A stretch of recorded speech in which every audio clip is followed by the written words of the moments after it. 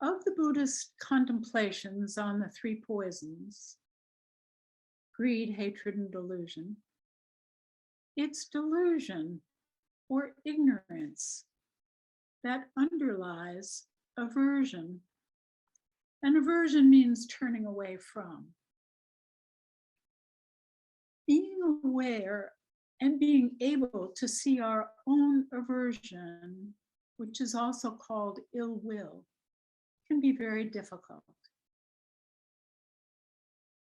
At the strong end of aversion's continuum, everything is on a continuum. As when we're really angry, we can see it. But it's difficult and slippery to recognize when it's as subtle as irritation. One place our irritation is often present, but hidden, is under the guise of our preferences.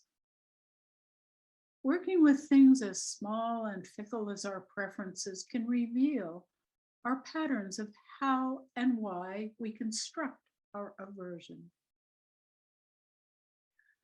A metta or loving kindness phrase I heard long ago but didn't pay much attention to is, may I joyfully care for myself, or may I care for myself happily. This phrase resonates on many levels. The most important being, may we take care to remember our intention toward freedom, liberation from suffering, awakening without clinging, for ourselves and for all beings. Another level of the truth of this phrase is, may I joyfully take care of myself. Directly using our own mind and body as the vehicle for awakening can happen on an everyday level as well. Saying it this way speaks to our everyday experiences about being present, awake, and alive when we wash the dishes, take out the garbage, make the bed. On both levels, caring for ourselves toward awakening takes patience, discernment, plus all the factors of awakening: mindfulness, investigation, energy, joy, tranquility, concentration, and equanimity. These 7 factors are so valued. They're called our inner wealth. We can move toward our goal every minute of every day using continuous mindfulness. Looking at literally what it takes to take care of our body, there's washing hair, cutting nails, brushing teeth, taking a shower, fixing breakfast, shopping, which means driving, maintaining a car, making money for groceries. So in the chat, please put in what are some everyday tasks or chores you do to maintain yourself and your dwelling. So if you could just put those in the chat box.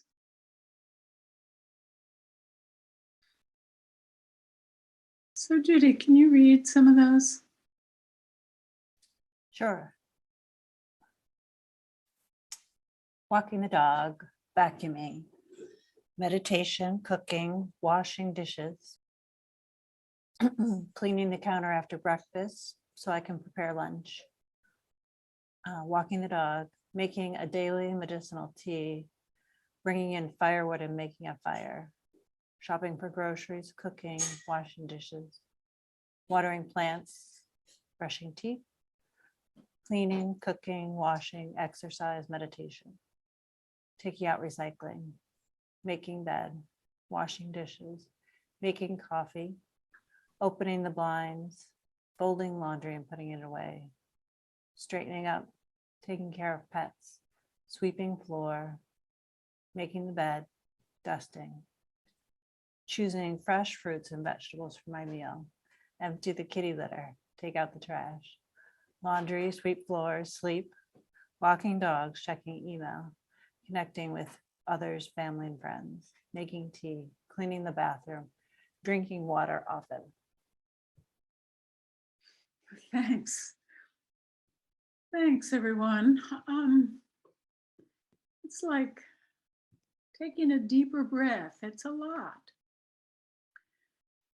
Going further, we tend to divide these tasks into ones we like and ones we don't like. For example, I don't mind taking vitamins, but I don't like the chore of taking them out of their little bottles and putting them in that Monday, Tuesday, Wednesday plastic box. Or I don't mind brushing my teeth, but I don't particularly like flossing them. And cutting my fingernails is okay, but not so much my toenails. We have our preferences and our non-preferences. So take a minute and jot down on your paper some of your non-preferences.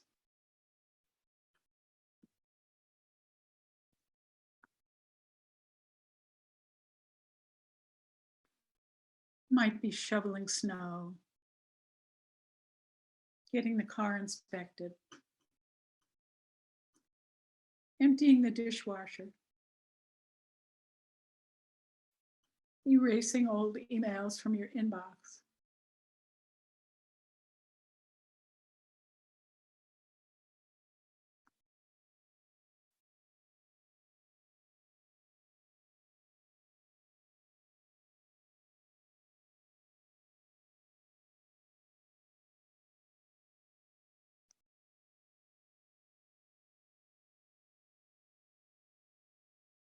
Ironing, it's another one.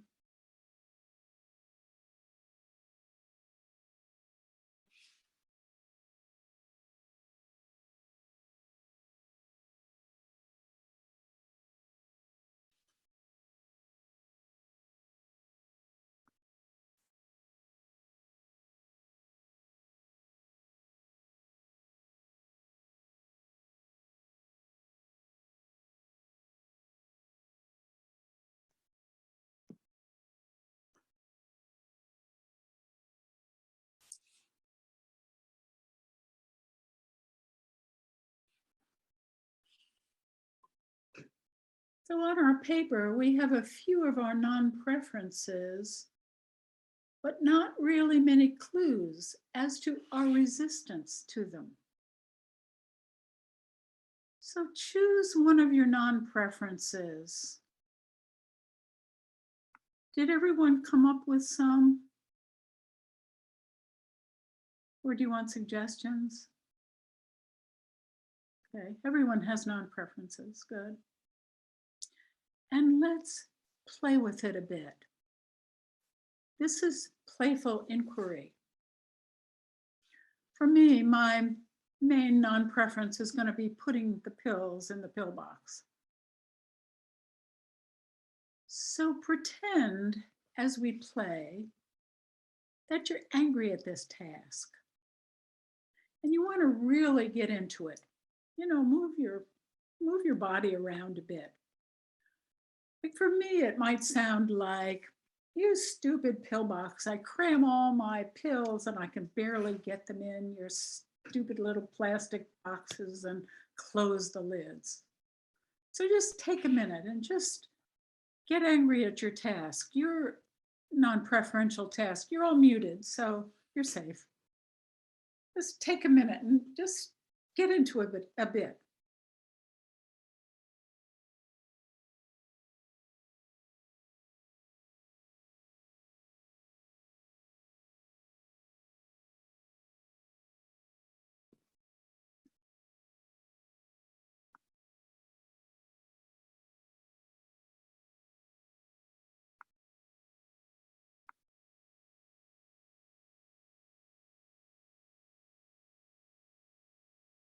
And then make a little note of it.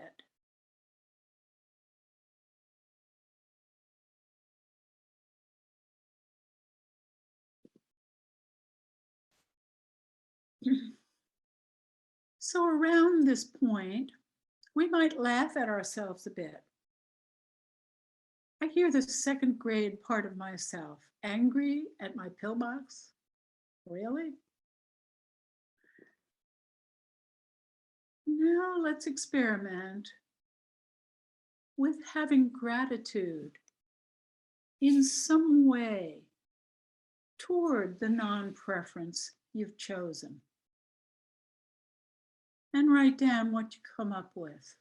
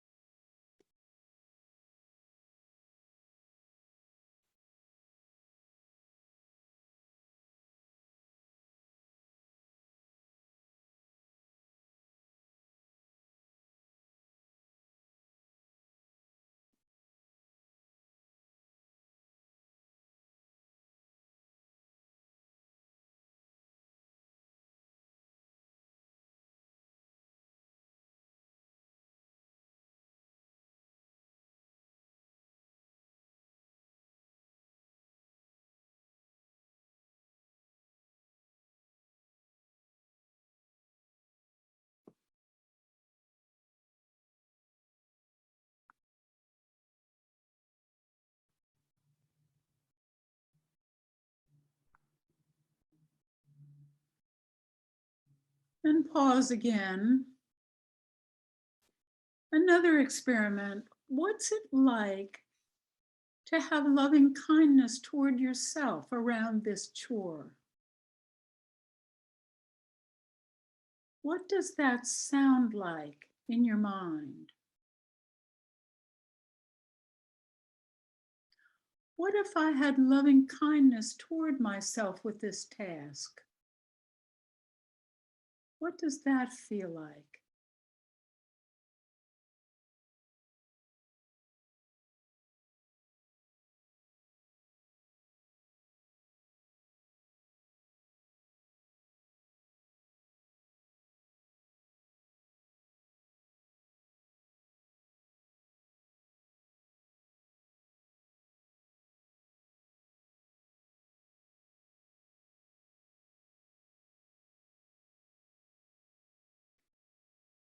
And jot that down.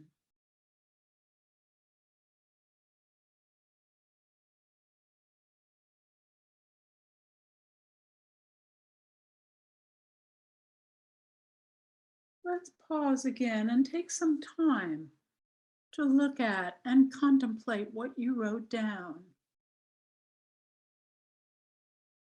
Or go through the same series of inquiries with another non-preference.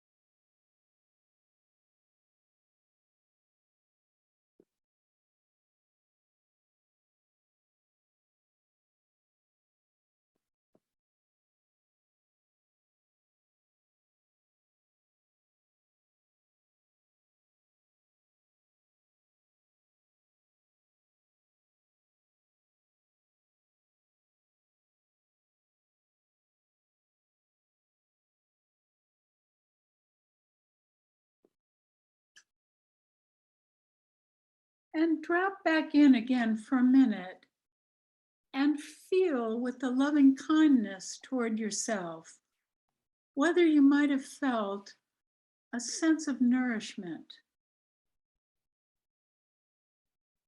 like you were nourishing yourself.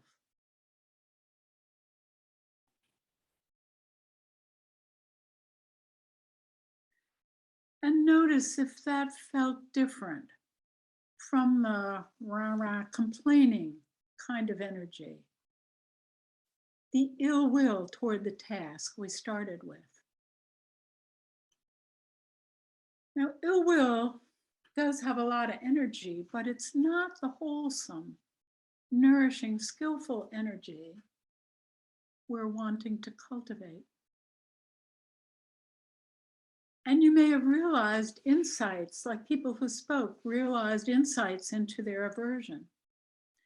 And if not now, you might in the future. And I've found these things often come up at unexpected times. For me, contemplating my pillbox aversion brought up, oh my goodness, I never used to take pills. This means I'm getting older. Bingo, aversion to aging. I get that. This process of turning a negative attitude into an insight is a process of transformation, and that's what we're after. Then, can I be kinder to myself about aging? I'm really not the only one who's aging.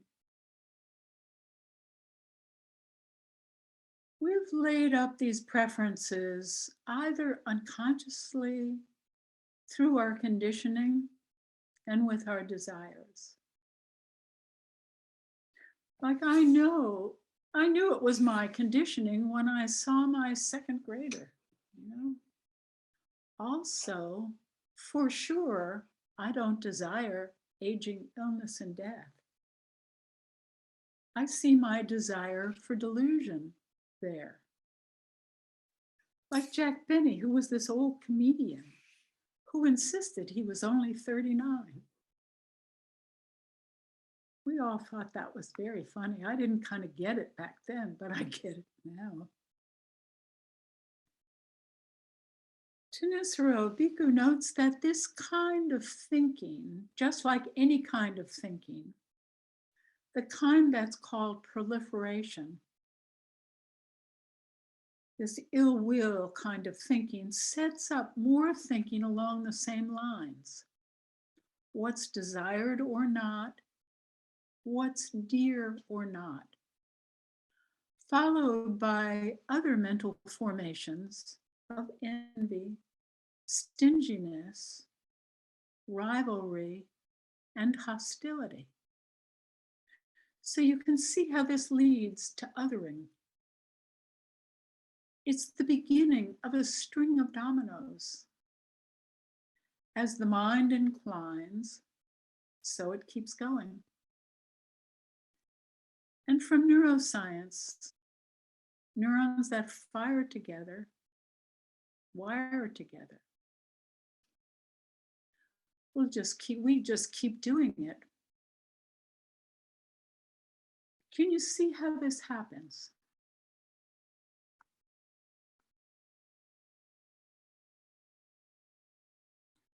So then it's not a good idea to pursue feelings that make us angrier.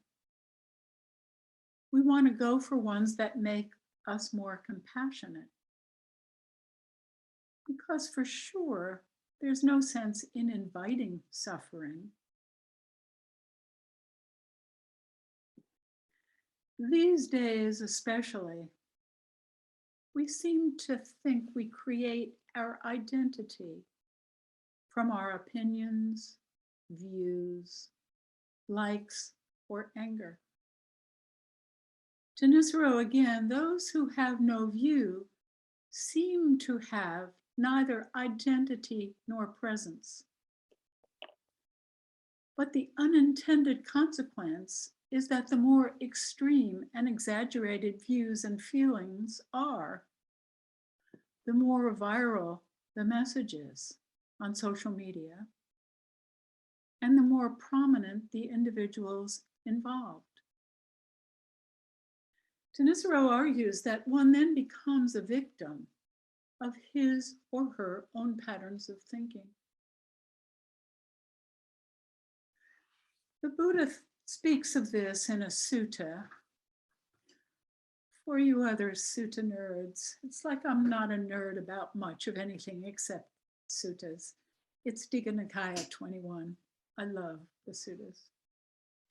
Where the Buddha says there's only two ways to see things. It's either wholesome or unwholesome. Again, the bottom line is it's about us wanting to create a self with a capital S.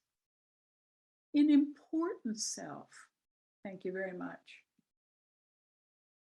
Therefore, be mindful what you're thinking when cutting your toenails. We really want to awaken our joy in being alive, not our rah-rah grumbling.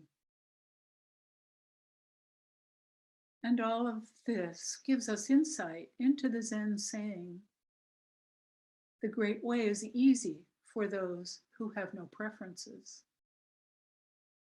And also, no self, no problems.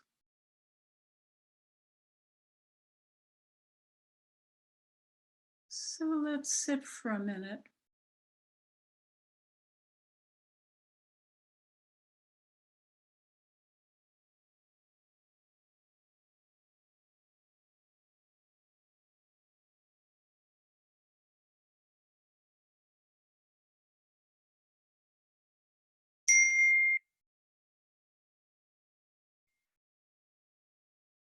And I'd like to close with a little, so keep thinking about this and thinking about these things.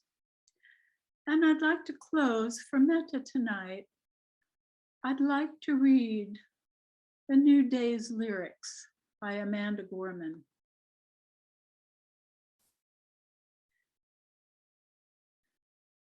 May this be the day we come together. Morning we come to mend, withered we come to weather, torn we come to tend, battered we come to better. Tethered by this year of yearning, we are learning that though we weren't ready for this, we have been readied by it. We steadily vow that no matter how we are weighed down, we must always pave a path forward. This hope is our door, our portal, even if we never get back to normal. Someday we can venture beyond it, to leave the known and take the first steps. So let us not return to what was normal, but reach toward what is next. What is cursed, we will cure. What is plagued, we will prove pure. Where we tend to argue, we will try to agree. Those fortunes we forswore, now the future we foresee. Where we weren't aware, we're now awake. Those moments we missed are now these moments we make, the moments we meet, and our hearts, once all together beaten, now all together beat. Come, look up with kindness yet, for even solace can be sourced from sorrow. We remember not just for the sake of yesterday, but to take on tomorrow. We heed this old spirit in a new day's lyric. In our hearts we hear it, for Auld Lang Syne, my dear, for Auld Lang Syne. Be bold, sang time this year, be bold, sang time. For when you honor yesterday, tomorrow you will find. Know what we've fought need not be forgot, nor for none. It defines us, binds us as one. Come over, join this day just begun. For wherever we come together, we will forever overcome.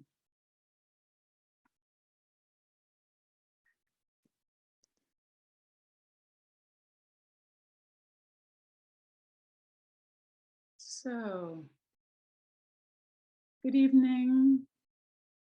May the benefit of our practice be for all beings.